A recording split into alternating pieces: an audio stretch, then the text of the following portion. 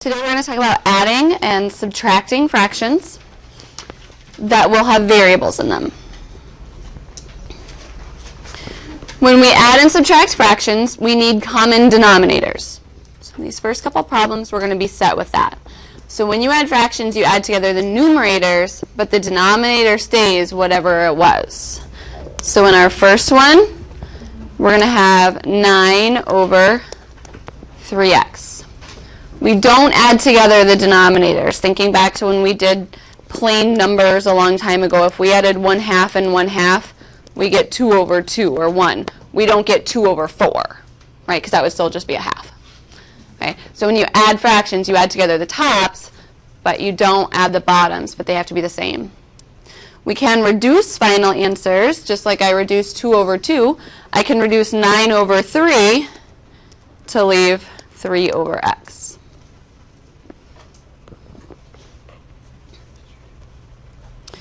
For subtracting, the first thing that I always do is change it to adding a negative.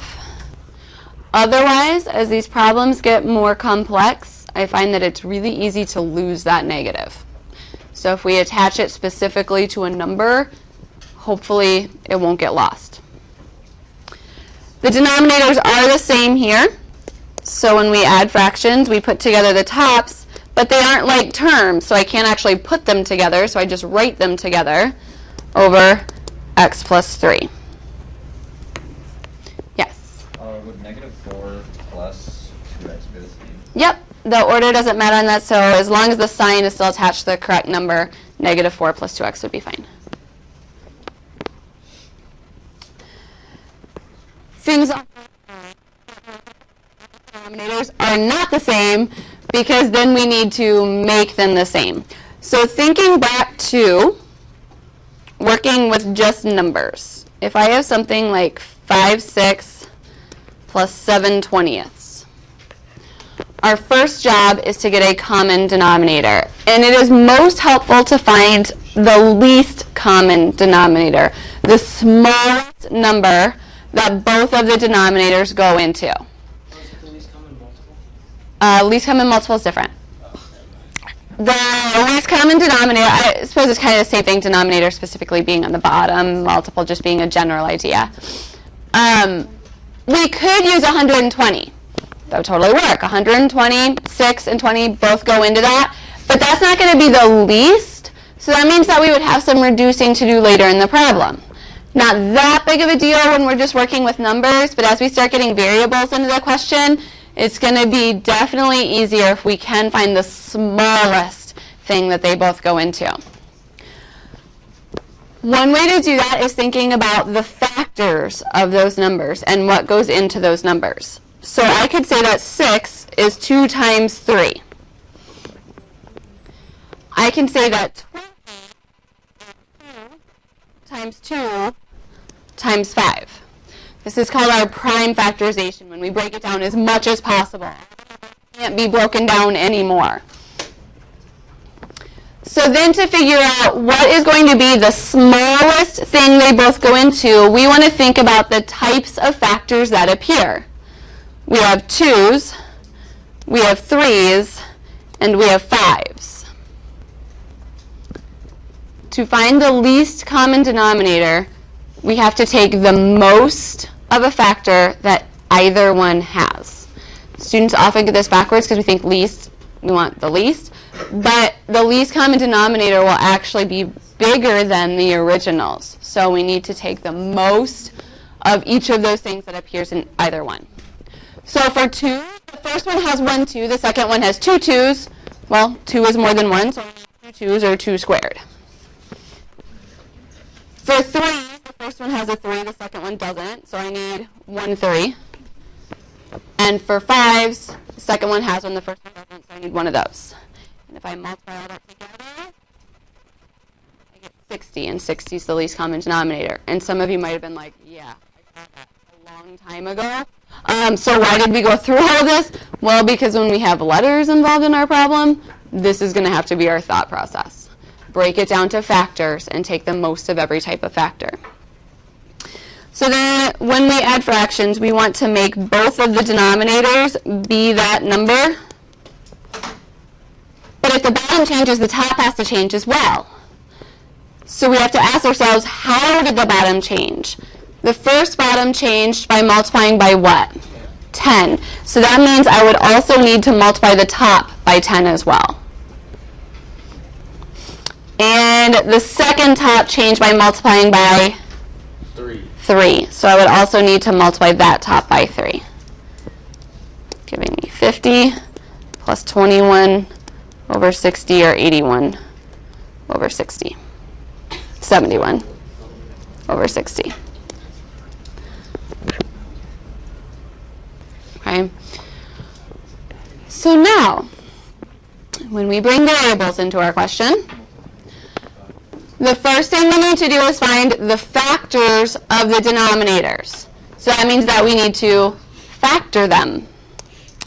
The first denominator cannot be factored because there's no adding or subtracting. But the second denominator needs to be factored. What is in common to 4x squared minus 12x? 4 and an x. They both divide by 4 and they both divide by x. So if I divide that first part by a 4x, it leaves an x. And if I divide the negative 12x, it leaves a negative 3.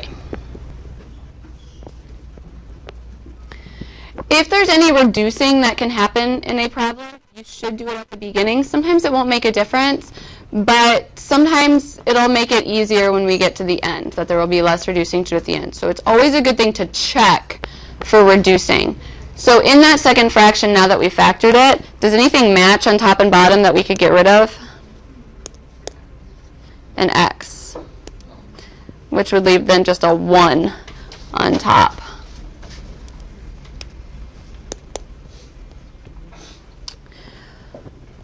So after we factored our denominators, we want to make a list of the types of factors that are there that are going to play into finding our least common denominator. So the types of things that are in those denominators are numbers. There's a 6 and a 4, but just in general, there's numbers on the bottom. There's x's on the bottom. X's and x squareds are the same thing, powers of x's. And then there's groups of x minus 3.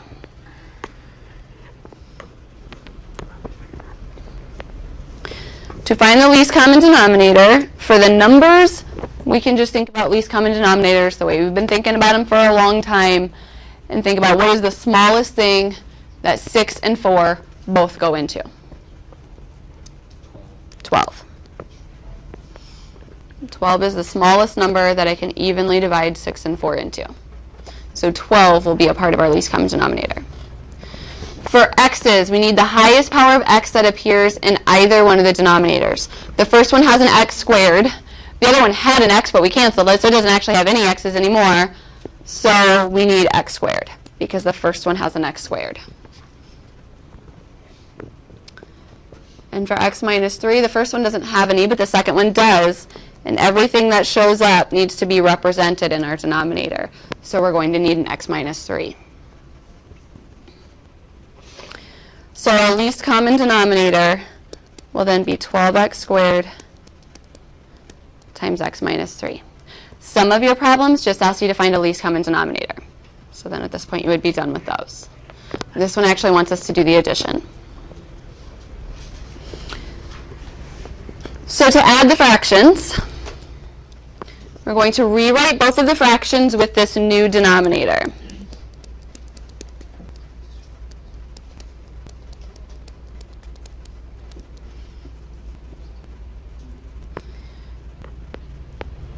Like the last example where we looked at just how this works with numbers, when the bottoms change, the tops have to change too. Otherwise, the value of the fraction is changing. So to make those changes, what we're going to do is copy down the old numerators. And then whatever change happened in the denominator, we need to make the same change in the numerator. So in the first fraction, the denominator has a 6. But now it has a 12. So how did it change? Times by 2. So I need to multiply on top by 2. Because the 6 became a 12, I need to take that 5 and double it as well. In the first denominator, there's an x squared. Now there's an x squared. So that didn't change, so we don't need to do anything about that. But in the first denominator, there was not an x minus 3, and now there is. So we need to also then bring in an x minus 3. So that we should be able to reduce this down and have it end up exactly how it started. We could cancel those x minus 3's. I could cancel out that 2 with the 12, and it would be 6, and we would be exactly back where we started. We don't want to do that, because then we're going around in circles. That's a way to check and make sure that you've done it correctly. You should be able to reduce it back down to where you started. In the second one, there was a 4. Now there's a 12. So we're times 3. It became a 12, so I need to multiply by 3 on top as well. There was an x, but we ended up canceling it. So in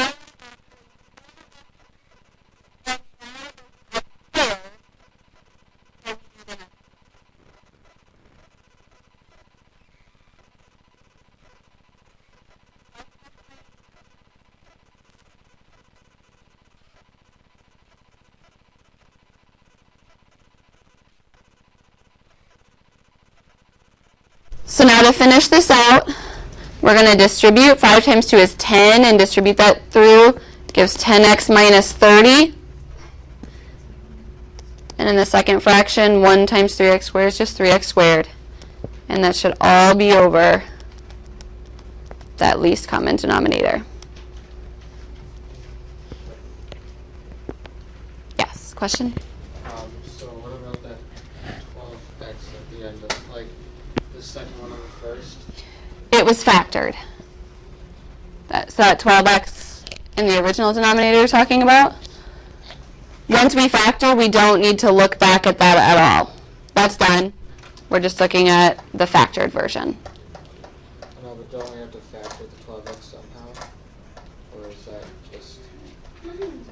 That 12x is taken into account. If we would distribute back in, we would get that 12x.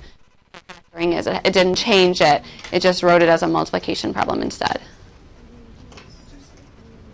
So if we would distribute back through to there, we should have ended up exactly with what it was.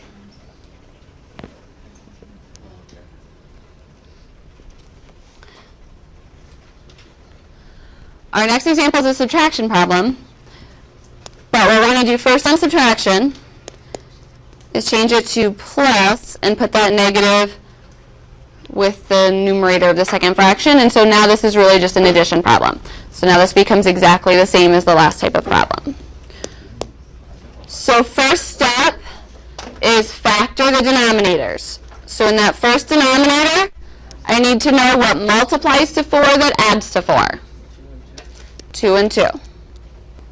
And then we're done with the whole denominator. We don't need to worry about that anymore. In the second denominator, what multiplies to negative 4 that would go away when added? Negative 2 positive. And so we're done with the old one.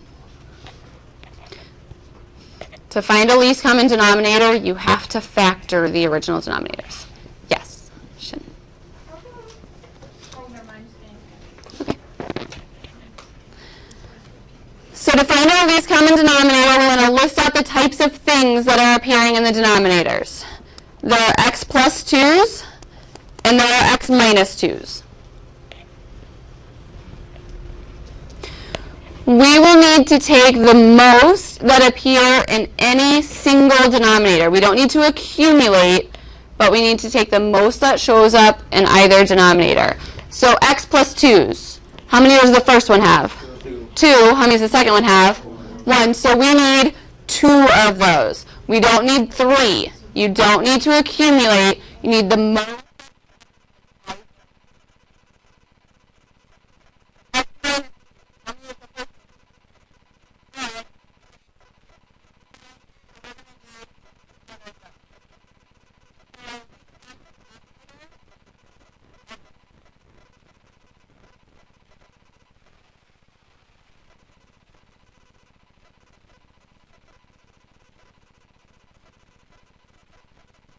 for like the x part of it, if you have like x squared and then x, how many do... Yep, in your denominators, if you had something like an x squared in one of them and an x in the other one, they're the same type of thing, and we need the most that appears in any one, so we would need an x squared. Okay.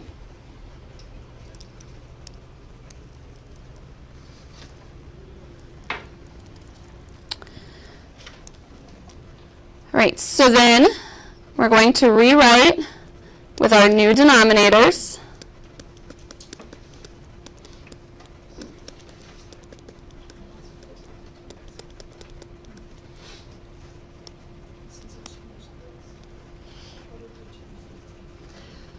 Copy down all the numerators, and I'm going to group up our x plus 1 since it was already a thing altogether, and bring down that negative 2. Don't lose the little negative. Then we're going to look at the changes that were made in the denominators. So the first fraction began with the denominator of x plus 2 and x plus 2. So it had 2x plus 2's. Well, the new one still has that, but it also has an x minus 2. So since that was not there originally, we need to bring it into the top as well.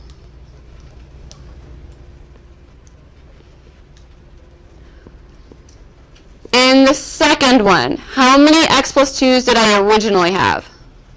1. And now I have 2, so I need to bring in an extra x plus 2.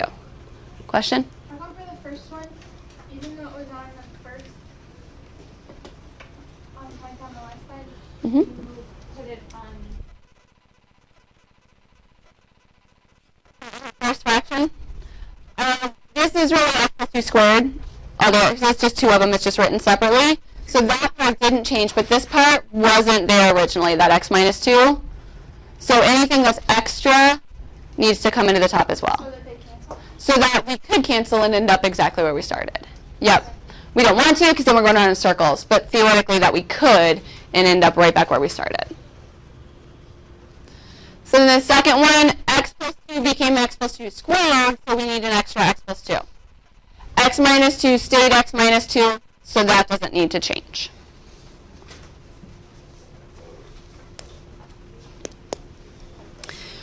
On the tops now, for the first one, we need to do some distributing, which is going to look like foiling.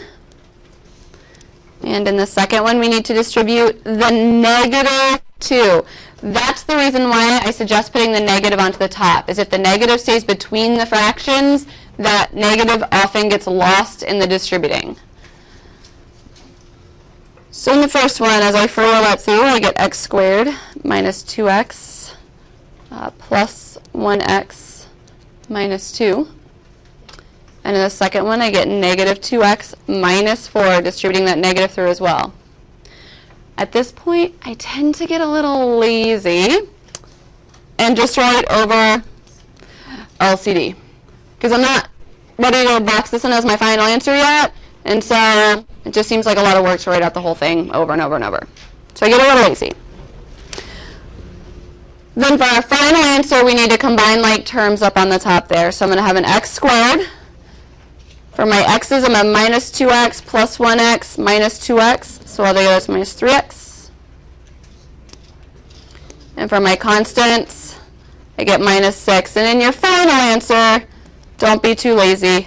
Actually write out what the least common denominator is. But in middle steps, if you want to not, that's fine.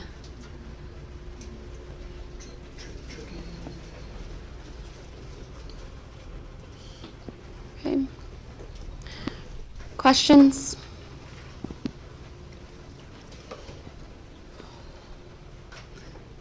The good news is nothing different is going to happen. We're just going to have a couple more examples of the same type of thing. But this is it. So it's not like our usual lesson where it's like, here's the super easy, here's the medium, and now here I'm going to clobber you. We did our super easy. They already have the common denominators. We can just put them together. And then this is it. It's not going to be harder than these. So in these, we need to begin by factoring the denominators. You cannot find a least common denominator until you have factored. The first denominator can't factor because it's just one thing. There's no adding or subtracting there. But in the second denominator, what is in common? 3x squared. When we take out a 3x squared, what remains? Oh, 2x plus 1. 2x plus 1. So we're done worrying about that old one. Can any reducing happen?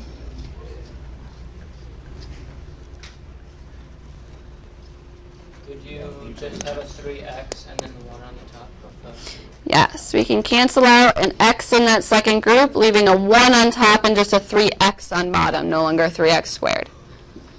Sometimes it makes a difference in your final answer. Sometimes it doesn't, but if there's reducing to be done, it's easier to do at the beginning than the end.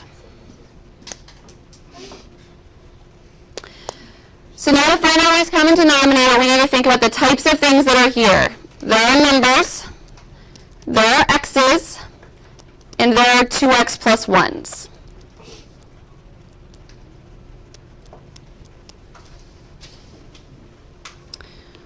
So in the denominators, both of them have a number. Both of the numbers are 3, so we can just have 3.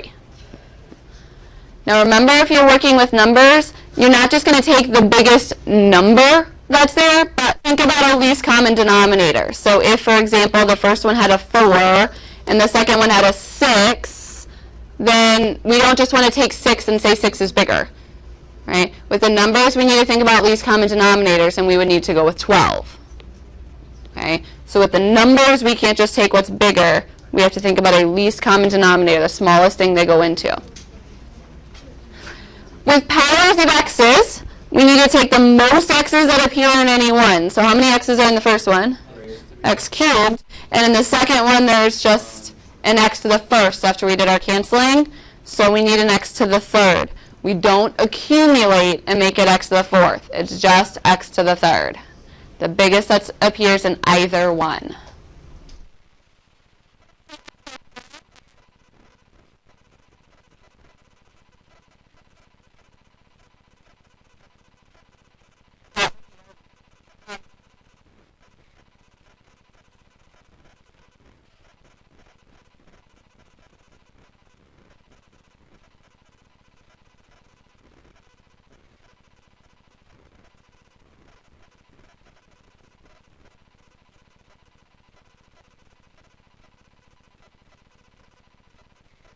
We carried on the old numerators.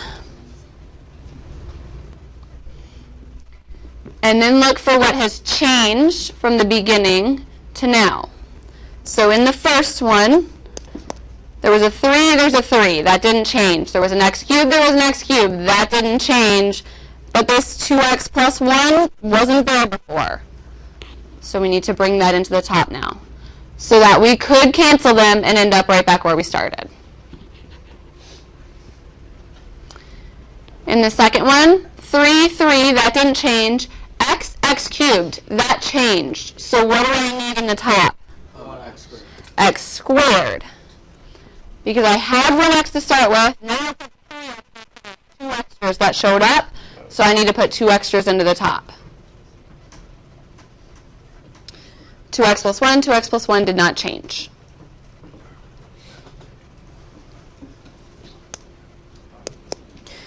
So then we need to distribute through in our numerator, getting 8x plus 4. And the other one is 1x squared all over that least common denominator.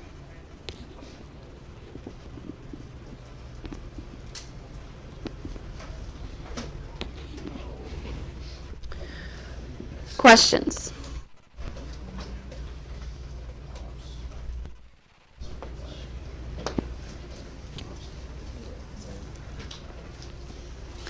This one's a subtraction, so our first step is going to be to change it to an addition of a negative.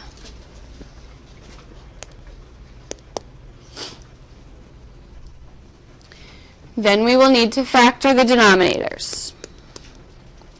So what multiplies to 9 that adds to 6? 3, 3. And what multiplies to negative 9 that adds to disappear? Plus 3 and minus 3.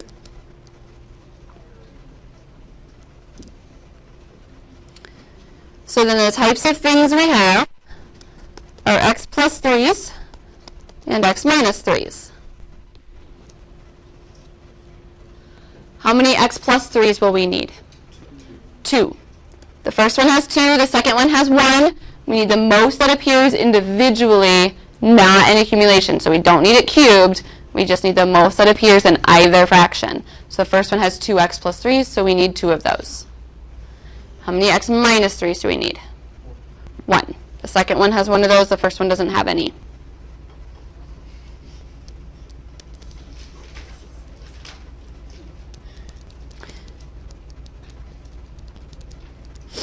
So we write out our new denominator for each fraction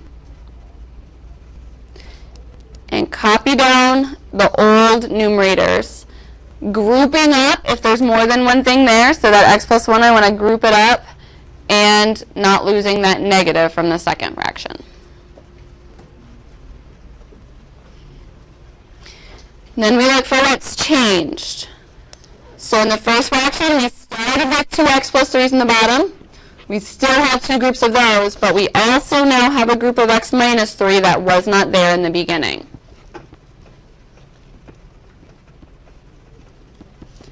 In the second fraction, we started with an x plus 3, but now we have 2 groups of those, so we need to bring in an extra group of x plus 3 to the top. The x minus 3's didn't change there.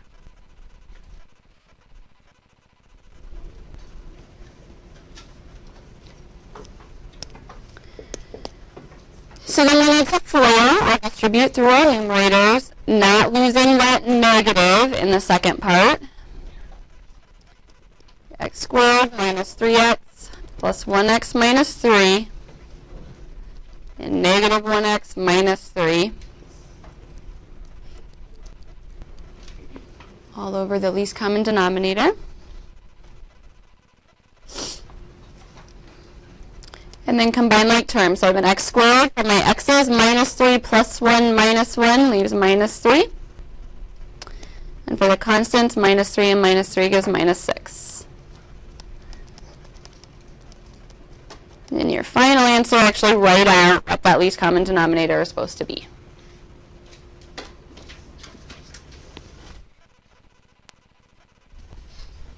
Okay.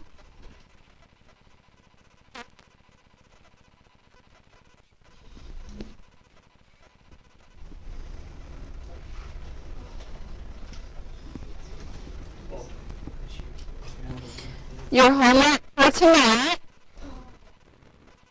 is through number 46. We will complete the rest of this lesson on Monday.